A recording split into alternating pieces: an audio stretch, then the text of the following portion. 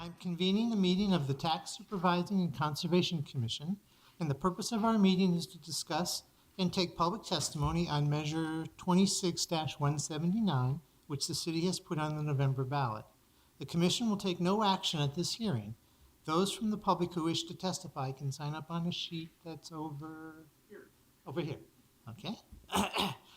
First, I'd like the TSCC commissioners and staff to identify themselves. I'm David Behringer, and I'm the chair. James Offsink, Commissioner. Margot Norton, Commissioner. Brendan Watkins, Vice Chair. Junie Betchart, staff. Great. And would the city representatives please introduce themselves? Commissioner Dan Saltzman. And Portland Housing Bureau Director Kurt Krieger. Great. Thank you for being here. Thank you all for attending this meeting. Enlarging the supply of affordable housing is a very important concept, and it needs our attention and our best efforts. Our commission has thought about and discussed this bond measure at length, and we've prepared questions as a result of that. From our experience, this is a rather unusual measure. We are not evaluating the worthiness of a capital project and its budget, which is what we normally do. We and the voters are evaluating a partial solution to a societal problem and a request for money to address that problem. The specific projects for which that money will be used have not yet been identified. The outcome of this effort is clear: an increase in the number of homes available for low-income families and individuals. How that is to be done is not as clear to us. We interpret this measure to be a broad framework and a source of funding for tackling a very serious problem. The execution of this measure is still in the development phase. You may not have the answers to all of our questions, but our purpose today is to hear your ideas about these issues and to get a glimpse of how the decisions for the use of these bond proceeds will be made. In a way, this effort is an experiment. It is a novel approach to an unrelenting problem, but it is an experiment with taxpayer dollars, and we are concerned about protecting these dollars and making sure that they are effectively put to use. And some of our questions will touch on these. Initiative is important for solving public problems. The city is taking initiative. We will now start the meeting by asking our questions, and we will take public comments later in the meeting.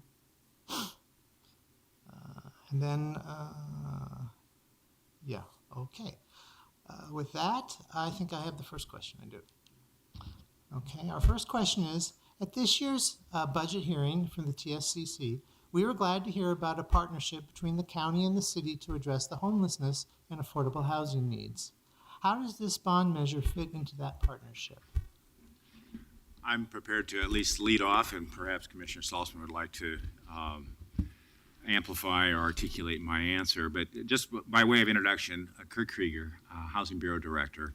Prior to coming here, I was in Fairfax, Virginia, responsible for the Redevelopment Housing Authority for the largest county in Northern Virginia, and have worked in this field for about 35 years, including Metro King County, where I was Chief of Housing and Economic Development. So while I appreciate that this is a new experiment for Portland, it's not a new experiment for other urban counties in the country, nor large metropolitan organizations. The city of Seattle having their first bond in 1979, followed then by a succession of property tax levies, most recently in the primary election of this year. So, we're gathering, obviously, experience from other jurisdictions, and we're applying it to the constitutional and legal construct of Oregon, which has its own peculiarities, and we've fashioned it, obviously, to fit within that structure. So with that sort of preface, I'd say that the interconnection between this bond measure and homelessness is indirect but strong, and that is that a good portion, some 600 households of this benefited population would have incomes between 0 and 30% of the area median income, which is $22,000 per annum. These are considered extremely low-income households under federal income guidelines. Many are at risk of homelessness, and I would expect that many have already experienced homelessness at various episodes in their life. But they're not necessarily being pulled out of shelter and put into housing under this program. This is meant to be a durable capital asset for the citizens of Portland, people will be admitted to the program based on their income, and there will be annual recertifications. And of the 1,300 units, 600 will be for extremely low-income households. So we think it will mitigate homelessness, but of the current 1,800 people on the streets, I don't think that you'll see necessarily a direct and proportionate reduction in homelessness as a result. It's an indirect benefit. I hope that responds to your question. It is worth mentioning that as we were finalizing the intergovernmental agreement for the Joint Office of Homeless Services with the Multnomah County Chair's Office, which really occurred in the first 6 months of this calendar year, at the same time, we were in robust, active conversations with the Chair's Office about whether or not the Chair's Office would proffer this ballot measure or whether or not the City Council would. So these worked in unison, somewhat together. We were attempting to solve multiple problems simultaneously and to respond to a citywide housing emergency. Philip? Thanks. I think that did address a lot of our question.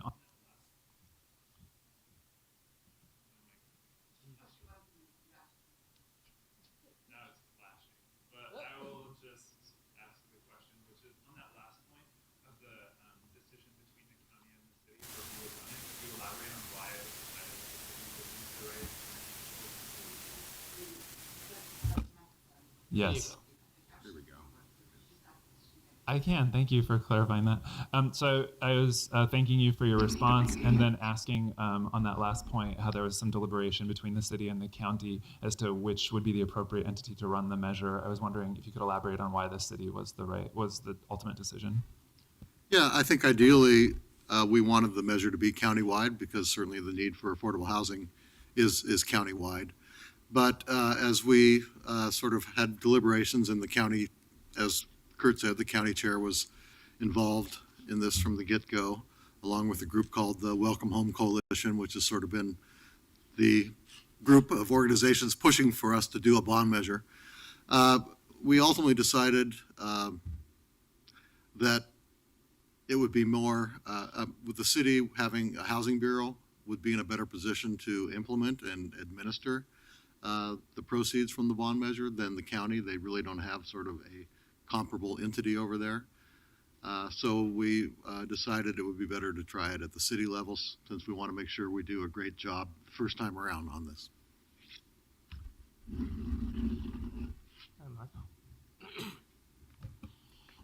Continuing along that thought, we recognize that the city is not the exclusive solver of this problem, that there are partners throughout the region, and also that this is not the exclusive strategy for addressing these. It is a strategy or a tool, but not the exclusive tool.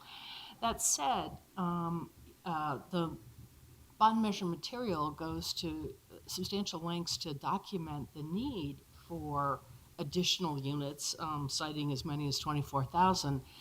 And yet within this project, since there are not an explicit list of projects, the promise made to the voter is a minimum of 1,300 units. That's a pretty small fraction of the 24,000 that you've identified. So I'm interested, what do you have in mind that will push us past that minimum 1,300 units? What will make this better? We did a lot of financial modeling around the issue, and I must say that we, given the prior sort of work that the chair's office had done, there was a implicit understanding that there was a maximum amount of a bond that the taxpayers would likely support on a per annum basis. We did not start from the core need. The core need, as you point out, is much greater. And that core need includes housing for people under 80% of the median income. It's actually an extracted number from a consolidated plan that we prepare at the City Housing Bureau for the entire Multnomah County and Gresham jurisdiction as a precondition of receiving federal funds. So we prepare the consolidated plan. The consolidated plan quantifies housing demand by different income segments, 0 to 30, 30 to 50, 50 to 80. And we have other financial resources that are working at different points on that income spectrum. You have probably heard of our use of tax increment financing. That's limited to households generally under 60% of area median income within urban renewal areas, which currently are few in number, about 8 open urban renewal areas. We have federal resources, the Home and CDBG program, which can be used for households under 80% of the median income, or to eliminate slums and blight and to promote other national objectives contained in the 1974 Housing Community Development Act. The council recently approved the imposition of a 1% construction excise tax on all commercial, residential, and industrial construction. And that is inuring into a fund to use as offsets to the implementation of inclusionary housing policies, which the council will take up in December. And previously, the council had authorized the use of transient lodging tax gathered from short-term rentals for a housing benefit, which can be used anywhere in the city as being dedicated for land acquisition to assist people under 60% of the area median. So different funds are used for different parts of the spectrum. This is targeted more directly to people under 30% of median income because we're finding that the other resources don't get that deep. So we think it's helpful. Is it enough? No, it's not. We did want to very conservatively project the number of units that we would produce. And we operated under legal opinions provided to the city by bond counsel, Hawkins, Delafield, and Wood. And it's important for the public record to demonstrate that the Oregon Constitution prohibits us from using GO bond, general obligation bond revenues to benefit an artificial entity. Artificial entities are deemed private corporations, be they nonprofit or for-profit, tax credit partnerships, and limited liability companies. And the kinds of real estate finance that we do with TIF often involves those very entities. We are able to leverage low-income housing tax credits and other bond revenues from the states and from private entities using limited liability companies and tax credit partnerships. In this instance, we are prohibited from doing that. So we model this as 100% debt financing or equity to acquire real estate and to cause real estate to be developed. We believe fully that we've done that in a conservative manner and that we can exceed the level of 1,300 units. Let me give you a good example how we would do that. We're not prohibited from doing business with the federal government. And HUD has mortgage insurance programs for the rehabilitation of existing multifamily properties. It's called the 223F program. And HUD will underwrite loans up to $40,000 a unit for the rehabilitation of existing multifamily properties. So our plan is to initially acquire existing residential real estate that is currently not protected by any sort of covenants or income restrictions, and to protect the affordability of those units through the acquisition with bond revenues. But the rehabilitation would actually be accomplished through a HUD mortgage insurance program. We feel pretty confident that we can therefore beat the 1,300 figure. We're well aware of HUD's underwriting standards and feel like we'll be able to underpromise and overdeliver so that at the end of the 5-year term we will clearly demonstrate an increased capacity. May I just add that they have established the Joint Office for Homeless Services with the county, and the city and the county are each putting $15 million a year into that. There's a plan that's been developed with the community over 2 years, and so we know what else we need to do in addition to this. So it's, as the director said, this is a part of it, but I want you to just know that there is the rest of it as well. Okay, so my question kind of follows up on that. The 24,000 affordable housing shortfall is not a static number. It's probably growing fairly significantly over the next 5 years or so. So what is the city's long-term goal with respect to affordable housing? Where are we going to go with affordable housing over the long run, not just for this particular measure? Sure. Well, as you mentioned, it is an evolving number and it's a dynamic one. We estimate through our comprehensive plan that number will grow from 24,000 to some 35,000 over the next 20 years of units of affordable housing that we need. And as we just discussed, the bond measure is not the total solution. We've dug deep into our own pockets to do things like funding the Joint Office of Homeless Services. Both the city and the county have put record levels of investment in affordable housing and services to the homeless. We have, we've asked the development sector to step up through the construction excise tax. We're going to be adopting an inclusionary zoning policy, hopefully later before the year's out, that will require all new developments over 20 units to include at least 20% of those units affordable at 80% of median income, or 10% of the units available at 60% of median income. And these are all things that the legislature granted us the authority to do earlier this year in January. And we've also significantly increased the amount of urban renewal dollars going towards affordable housing. And the bond measure is really the first time the city's ever done a bond measure for affordable housing. It may not be the last time. So I think that's, I think as Kurt said, if we tried to design some solution that would ask voters to deal with the total need, they wouldn't approve it. I mean, the price tag would be too big. So we had to try to figure out where is the right point that voters will approve and that we can get something done significantly. So I don't think I can outline for you a strategy, but certainly it's a priority for the city council and the county commission. Do you have some number in mind of affordable housing units that the city needs to increase or work towards providing over the long run? Well, we're working hard. We have some 2,000 units of affordable housing in our pipeline right now that's at various stages of construction, permitting, or design review. It's been my number one goal as the housing commissioner is to increase the supply of affordable housing. So I think we're pretty much focused on production with the resources we have or future resources we may have. I could add a little bit to that.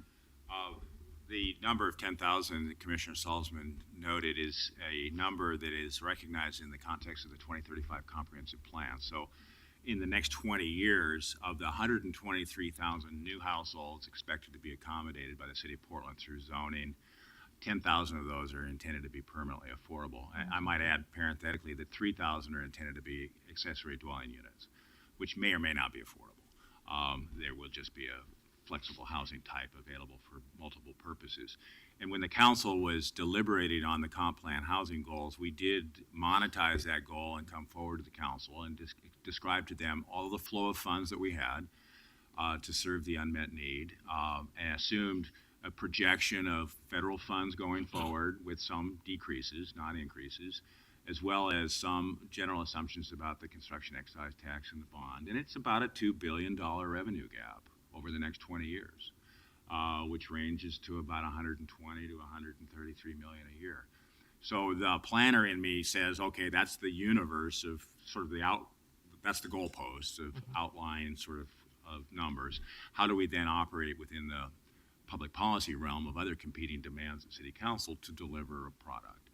I do think it's worth mentioning that you are here at a moment in time when the city is going from operating housing programs in discrete areas of the city using boutique or niche programs like the TIF to becoming a citywide housing entity. And I think that's momentous. I'm not sure that it's really been sort of the importance of that has been totally grasped by everybody involved. But we are, everything that we're doing now is being proffered citywide. Instead of targeting to specific geographic locations, we feel like housing ought to be available in high opportunity areas, not just isolated to particular blighted areas or areas that have been deemed suitable for redevelopment. Thank you very much. Mark? As we mentioned at the beginning, this is not a GO bond measure to build a water treatment plant that's estimated to cost $298 million, and the preliminary design is already done. So it's not one of those. That being the case, since the specific projects aren't identified, You mentioned, Director, that you're looking perhaps for properties that meet the HUD 223F mortgage program. How much of this bond measure is going to be dedicated to these upfront identification, selection, evaluation type activities before we actually get to acquiring units or constructing? Well, very little, because we feel like that's the core business of the Housing Bureau. We are involved with real estate developers, real estate brokers, nonprofit and for-profit partners every day. So we're already looking for acquisition targets to acquire with available bond revenue. We're specifically looking outside of urban renewal areas because we have cash available within the URAs, especially the interstate URA. And we have aligned our search to coincide with some transit improvements that are planned by the city and TriMet and Metro working together. Obviously, voters in Tigard have a decision to make in the next couple of weeks about light rail landing at Bridgeport Village. If it does, the Barbara Boulevard corridor is a high priority location. We've already worked with the City Council on the alignment of the Division Bus Rapid Transit corridor, and the Council has made it clear that they want to see about $30 million investment of resources to stabilize affordable housing in that Powell Division corridor. So we're actively looking now, and that's part of our general overhead and operation of the Director's Office and our Housing Finance and Development function. It's not going to be charged to the bond. We have limited by design to no more than 7% of the capital amount for costs, direct costs. Those direct costs need to be things like appraisals, hazardous materials reports, structural reports, but not the cost of staff to originate the projects per se. Could you clarify that? When I read the material, I may have misconcluded that the 7% was the limitation on managing the bond funds itself, the pre-issuance costs and the managing of the money. I thought I just heard you say that includes some of the pre-acquisition costs. That 7% limitation If they're direct capital costs directly attributable to the acquisition and redevelopment of the property, would be a legitimate would cost. fall within that 7% limitation. We would operate closely with the Office of Management and Finance and the Revenue, the Chief Financial Officer. They're going to need, obviously, to cover their costs, to secure the necessary debt instruments, be they bond anticipation notes, lines of credit, and ultimately the bond. We think the bonds will probably be issued in at least 5 different tranches over a period of 5 years, because tax-exempt bonds have to be expended within a certain time certain. We've estimated that half of the bonds will likely be taxable, which gives us a little bit more flexibility. But this will be created as a capital account and overseen by OMF, and those capital account standards would allow directly attributable costs like appraisals, geotechnical, hazardous materials reports to be covered by bond revenues. Thanks for clarifying. I think it's me next.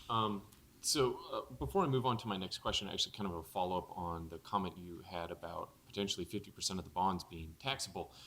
Based on some of the literature I've seen, it looked like about 20% of the proceeds were going to be used on sort of, I guess you'd say, like ancillary services, stuff like groceries, pharmacies and stuff. Now, I'd presume that would be the taxable portion, about the 20%. And so I'm curious where the differential is between that 50% number and the 20% number that I've seen. Well, I think the 20% talks about the real estate, not necessarily the source of funds. The differential between taxable and tax-exempt bonds is pretty marginal right now. Yeah. It really has to do with the federal rules for the placement of tax-exempt bonds, and the attendant sort of asset management responsibilities that goes with it. With the tax exempt bond, OMF is going to want to see the real estate, the specific project before the bonds are issued, so that they have certainty that the bond counsel, when they issue the opinion that says these bonds are tax exempt, which involves their own professional errors and omissions insurance, should they be found not to be tax exempt at some later date, the bond counsel is liable. They would have to pay back that revenue. With the taxable bonds, a little bit more flexible. What we see is a series of different real estate transactions involving some real estate trusts, some private owners that are planning their own retirement and would be interested in selling those assets. And we've already discussed with some of those folks where they are. And the non-taxable portion of it depends on where they physically are located. If they're in an area that is now suitable for perhaps services. We know a lot of these properties, being that they were developed 40 years ago, don't meet ADA standards, and that they have oftentimes basement laundry rooms, which is difficult to make accessible. So we're going to have to do some retrofitting of those buildings with new laundries. At the same time, you could say, okay, maybe you want a community center or a leasing office as part of a laundry facility, so you have a complete sort of asset that is handicapped accessible. So that would factor into that thinking as well. If you're going to add a leasing office, that would be directly related to the real estate. But if you're going to have a child care facility that would augment the services available to the residents, it wouldn't necessarily be limited to the residents themselves, and that would be taxable. So I think each one will depend a little bit on the real estate involved and the size of the real estate. A very small project, 20 units, even under 100, very rarely supports a community center, but anything over about 100 units can and probably should. Okay. Okay. Well, thank you very much for that. So I guess following up on that is, what criteria is going to be used to select those specific, project sites, and how soon till we actually start seeing like shovels in the ground? Well, the Housing Bureau has a set of criteria. They're going to have to be, I think, validated and vetted through this oversight committee that's being appointed by council. But we would start by looking at properties generally outside of urban renewal areas, because that's where the need is currently unmet. We would look specifically at transit connectivity to make sure that we had good, solid sort of access to jobs, education, and services. And we do a lot of opportunity mapping within the city. We would look at high opportunity areas. We don't want to marginalize people in areas that are inaccessible. And as I mentioned earlier, we would try to synchronize our work with the other transit investments being made by the city, TriMet, and Metro. So, we're already in the process of identifying those sites, and we'll likely have something very soon after voter approval of the bond. That would be my goal. The timing of that, along with the creation of this bond oversight committee, will have to be worked out. Okay, thank you. Looks like it's still me. So there's been discussion about the cost of these units being built or rehabbed. How does the $200,000 projected cost for each unit break out into the planning, acquisition, and construction costs? It was interesting when we were doing this modeling, initially with the chair's office, Home Forward, the Housing Authority of Portland, which serves Gresham and the rest of Multnomah County, was involved. And Carl Dinkelspiel, who's here in the audience, of the Housing Bureau staff who leads our housing finance operation, was also involved. And we each did our own modeling, and it was interesting that we sort of came together in reviewing those documents and came to some of the same conclusions. For example, in the area of acquisition rehab, we estimated $165,000 a unit for acquisition with minor rehab. We estimated $120,000 per unit for the actual purchase of the units, and another $45,000 for the rehabilitation. As I mentioned, we may mitigate that through this HUD mortgage insurance program, which allows up to $40,000 per unit for rehab. We then estimated in new construction about $220,000 per unit. And it's interesting that I mean, that is a number that was validated by the pipeline that we currently had in place. But I went back for other reasons and looked at the last 6 years of low-income housing tax credit projects approved by the state in Portland. And the 9% low-income housing tax credit program was about $183 million.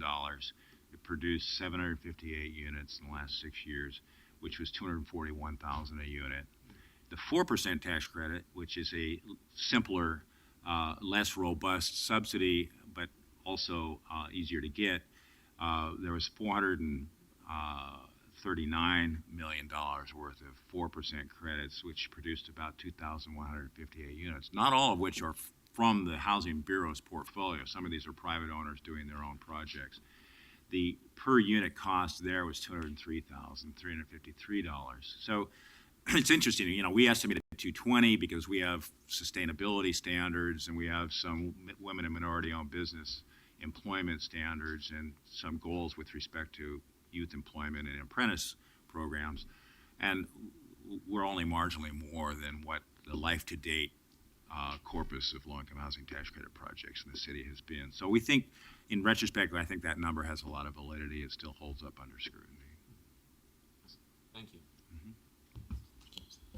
The explanatory statement says that this housing is going to be targeted to low-income Portland families. Will prospective residents from elsewhere be included, or is it limited to existing folks in Portland, and how will that be measured and administered? It's very difficult to construct a local preference policy that doesn't fall foul of federal fair housing rules. And so I can't say definitively that this would be limited to existing Portland residents. What I can say is that we would affirmatively market the available units to local folks, that there could be any number of advertising presence in community newspapers, minority-owned newspapers, that make sure that local folks know about the availability of the units. But increasingly, the Housing Bureau is going to a digital platform to make sure that people have sort of seamless access to available resources without having to travel from property to property. And we have retained a local business, noappfee.com, to actually prepare an app for that purpose. If for some reason some of these properties were in the north-northeast interstate urban renewal area, we would envision that the current preference policy that applies in that area could apply in this instance. That is one portion of the city where a preference policy has been approved for application. And we don't think that it's wise to have one property on one side of the street using a preference policy and another property across the street merely financed with a different funding source not. That policy has, while it's not been approved by HUD or the Department of Justice, they know about it. They've chosen not to take an opinion about it, which we're very pleased with. Frankly, that's our version of success in our world. It is important to mention that both San Francisco and New York have tried local preferences, and the Department of Justice and HUD have both denied both. So we think we've threaded the needle with the North-Northeast preference policy. We can also say that we'll be using federal safe harbor standards, because you might have noticed that some 400 project-based rental assistance vouchers would be used in companion with these revenues. So the HUD rules will apply to those 400 units, so we may as well apply them generally across the board. For example, a member of the household needs to be a citizen, a United States citizen. HUD overlay policies would also ensure that no lifetime registration as a sex offender could be present in the household, and that would, a lifetime registrant is generally a level 2 or level 3 sex offender. People have to have demonstrable income. Could be Social Security, could be disability, could be earned income. And there would be an annual income certification. So while people are eligible upon admission, you have to go back and check they're either increasing or decreasing income to make sure that you're falling within the program. Our current asset managers do that, so that's not a new work for them. This would just be included in their workflow. But just for disclosure, I wanted to make sure you knew the other federal sort of rules that would have interplay with these asset management rules. I have a follow-up, James, if it's okay. a lot of times for affordable housing, there's a waiting list. And sometimes when you're on that waiting list, you have to move because you can't stay in your current apartment. And you might move from Portland to Gresham, or you might move from Portland to Beaverton. Does that lose your ability then to stay on the waiting list? Well, it's a good question. I think we want to talk a little bit about whether or not we would have project-based waiting lists or a program waiting list. A significant number of these units are for families, and they're family-sized units, 2 bedrooms, which is unusual. The private market is delivering studios and 1 bedrooms. The general practice would be to have site-based waiting lists so that if people want to live in Northeast Portland, there's a Northeast Portland sort of asset. But, Portland's not that big of a city. And frankly, if someone is looking for housing, they're sometimes willing to consider moving their kids from their preferred elementary school to perhaps another location within Portland Public Schools. So I'm not sure that I can definitively answer that question. I think if you're on a waiting list, you're given an opportunity to respond to an available vacancy with a certain number of days. I've operated public housing authorities in a couple of different states, and that's how we operated it. People were on a program-eligible waiting list. If a vacancy came up, they were given a certain number of days to avail themselves of that vacancy, and if they didn't, they would go to the next available person. And it's not always where they wanted it to be. Sometimes it was perhaps across town, and then they could make that decision if that fit within their ability to pay for transit or perhaps the disruption that might come with moving elementary school kids around. Thanks. Anything more? Okay, Margaret. Earlier, you explained what we had concluded, and that is that the use of the GEO instrument has some restrictions, limiting some of the programs that you've done in partnership with private enterprise. So our conclusion is that you're going to become the owner of some of these units, if not several. So can you calibrate that for us? How many units does the city own now, and is this going to double, triple? How is that going to work? How are you going to manage these units? And then I noted in the goals that we read about that there was one statement that net cash flow after operating expenses and depreciation, if any, will be dedicated for routine maintenance. How are you going to maintain these things? Good point. I think I wrote that sentence. It sounds like me. The city currently owns 3 properties outright in title to the City of Portland Housing Bureau. The Fairfield Apartments, which is about 10th and Stark. It's a 1910 unreinforced masonry building with 84 units. HUD has a long-term contract to ensure that those residents don't pay more than 30% of their income for rent. We also, through a bond measure, a revenue bond measure issued through the City of Portland when housing was within the Portland Development Commission, acquired the Headwaters Apartments in the Tyrone Creek Headwaters area of Barber Boulevard. It's 100 units, and it's operated as workforce housing. And we recently acquired the Joyce Hotel, which is 69 units. Each of those properties is managed day-to-day by a different entity. Income Property Management, a private company, IPM, operates the Fairfield. Guardian Real Estate operates the Headwaters, and Central City Concern is currently operating the Joyce Hotel. In the larger spectrum, the Housing Bureau has a mortgage interest in about 13,560 units. And those are units that are owned by nonprofits, they're owned by private entities, and we have regulatory agreements in place, characteristically for 60 years, to ensure that people are of low income that are benefited. So we do asset management and check the incomes and physical condition of those properties annually as part of our asset management function. The Housing Bureau does have ownership interest in some land. We have an equity position with the Portland Development Commission for the 14 acres comprising the U.S. Postal Service site, which will be converted to development at some point in about the next 5 years. And we own the land under a property called Gleason Commons in the generally in the gateway area of East Portland. So the current practice where we contract with fee managers will be continued. We're not going to staff people in each of these buildings per se. We will contract for fee managers to do that work. And those will be procured through public bids, characteristically every 5 years, to make sure that we're getting good service and good return for our dollars. The operation and maintenance, as you point out, will, by buying existing property, they're already cash flowing. And in fact, we'll be analyzing the rent rolls of each of those properties. Some may actually have households significantly above 60% of the median income, which is going to mean that we're going to be managing the conversion of those properties to 100% affordable on turnover. We don't expect to buy the property and evict people, right? We want to make sure that people on turnover are replaced with people under 60% of median income, but we don't want to add to a housing problem by buying existing property and evicting people. So that net income will be higher to start, perhaps, depending on the location and physical condition of the properties.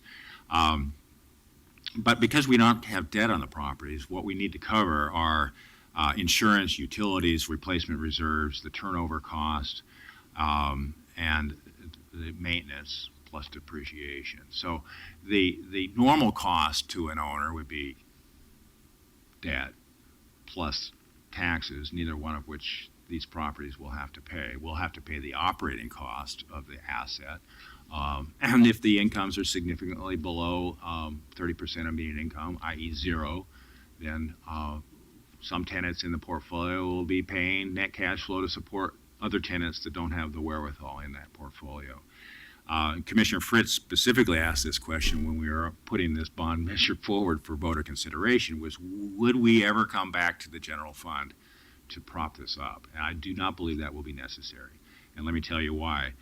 Some of the properties that we would acquire are low density in areas planned for higher densities. And while we intend fully to keep the assets for the next 20 years, at some point in the future, a 40, 50-year-old building will reach the end of its economic life, and it will be suitable for redevelopment.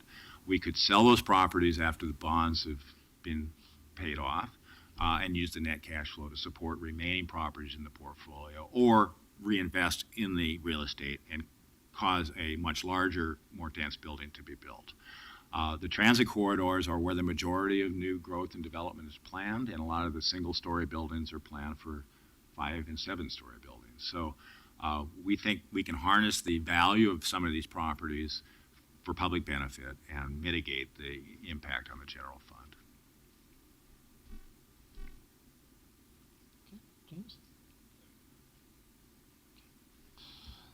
So with this measure, the voters would be authorizing this city to generate a pool of resources to be used to reach certain outcomes. And while everyone I think could agree that the outcomes are laudable, we're concerned that the process to achieve them is, of course, vulnerable. I mean, the devil is in the details there. What third-party oversight will be instituted to confirm the judicious use of taxpayer money? Well, we are proposing a bond oversight committee, a 5-person committee that will, it's designed to ensure that we do what we said we're going to do in the bond measure. We will also have audits done, independent audits done. And as Kurt mentioned, there is a 7% administrative cap. So I think that plus, I'm sure the city council will be, diligent too to make sure that we are spending the money as we said we're going to spend it. Hold on that just a little bit. In addition to the annual report that the referring resolution specifies, we operate within the larger construct of city government. So the city treasurer, the city financial officer, the Office of Management of Finance, and the debt manager are all involved in this construct, and they all have duties and responsibilities as it relates to the issuance of the bonds, the accurate reporting of these debts under the GASB rules, Governmental Accounting Standards Boards. In addition, the city auditor can choose to investigate and evaluate as they deem appropriate. Because the HUD money is involved, HUD auditors can look at this, and the HUD Inspector General can look at this. And overall housing, the U.S. Department of Justice and HUD through Fair Housing has purview. So we have federal and local accountability, which I think is quite robust and quite strong.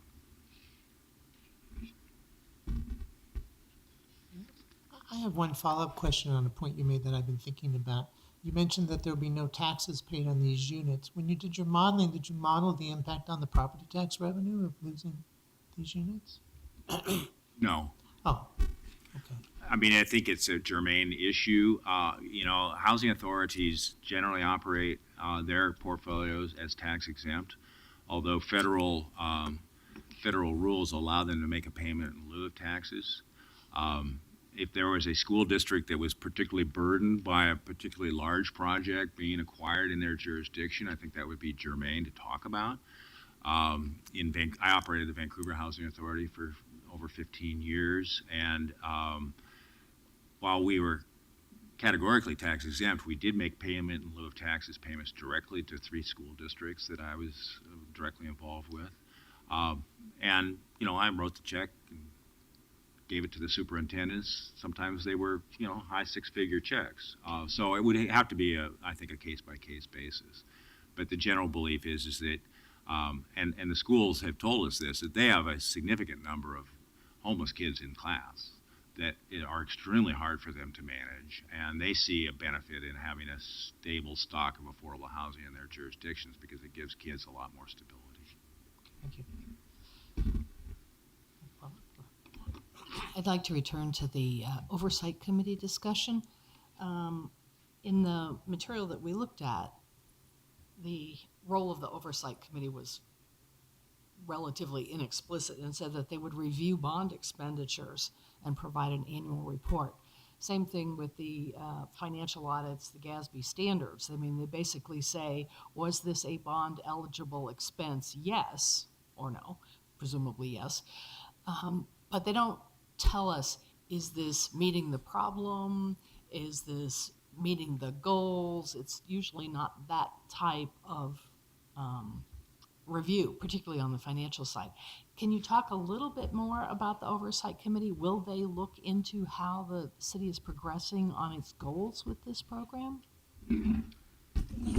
Yes, I mean, we may have maybe not devoted enough words to what the role of the Oversight Committee may be in some of the explanatory statements, but yes, I view the committee having a wider purview than simply, is this a bond eligible expense or not? I mean, we're going to appoint people, I think, that will hopefully have broad expertise on issues around affordable housing and finance and just how government works or doesn't work, and give us the benefit of their unvarnished insights into those issues. The other thing I think is worth mentioning is that Commissioner Salzman, or whoever the commissioner in charge of housing, would appoint the chair, so there'd be a direct connection there. But Commissioner Salzman also appoints the Portland Housing Advisory Commission, which advises the Bureau on larger policy matters as it relates to administration of our various responsibilities. So there would likely be some sort of interplay between these two entities because the PHAC, we call it, the Portland Housing Advisory Commission, is more involved with all the other policy matters, and to create firewalls between them would probably be unhelpful because the PHAC has a larger understanding of what's going on. We obviously want to avoid conflicts of interest. The PHAC are selected because they have development expertise, and we want to avoid any sort of appearance of impropriety if they were somehow selling real estate or involved with real estate sales. So we would need to guard against that. Okay.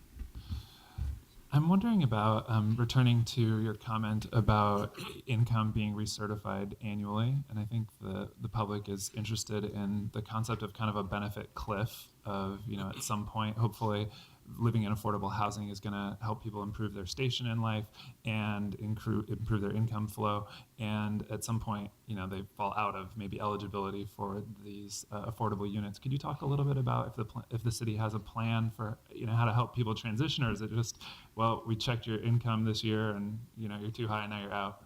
Well, ideally, that goes to the services that we were talking about. You would have some form of family self-sufficiency services, and we can talk more fully about how we might do that with Home Forward, because frankly, they could be fee managing some of this property and providing those family self-sufficiency services.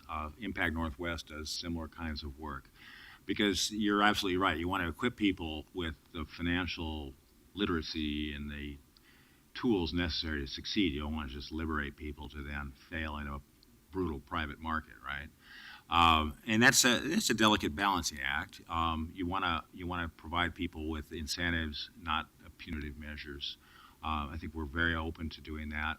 One thing we did in Vancouver, which was quite innovative, Vancouver, along with Portland, were deregulated by HUD under something called Moving to Work, which is a federal deregulation demonstration program. Only 35 housing authorities in the country, 1%, have been deregulated in that manner. And one thing we did in Vancouver is we capped rents so that if people had income over and above the baseline, the rent that they would have paid to the housing authority on their 30% rubric inured to a escrow fund. And at the end of 5 years, they had that escrow fund as essentially a down payment on a house.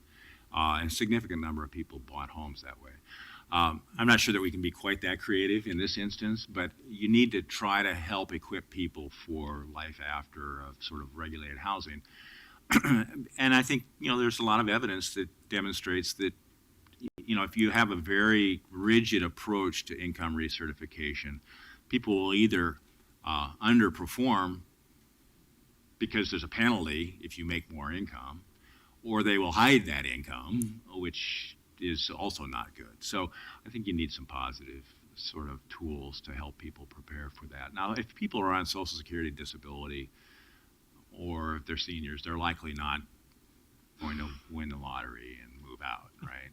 So that's a different population entirely. But the families with earned income have a great deal of upside potential. We'd like to help nurture that. Any other questions from the commission? Oh, okay. Okay, there's no one signed up, so you're okay. So another thing that I'm interested in is the concentration of poverty, which I feel like has been, an issue with different housing policies nationally across especially the last few decades. I was wondering if you could elaborate a little bit on the decision, or if it was a decision or just kind of forced by the nature of the bond measure to have 100% affordable units, and some of them at deep discount below the median poverty line, and how that decision was made as opposed to kind of more of a mixed income facility, some of which would be subsidized at different levels. Talk about the principle, and I can talk about the practice. I think that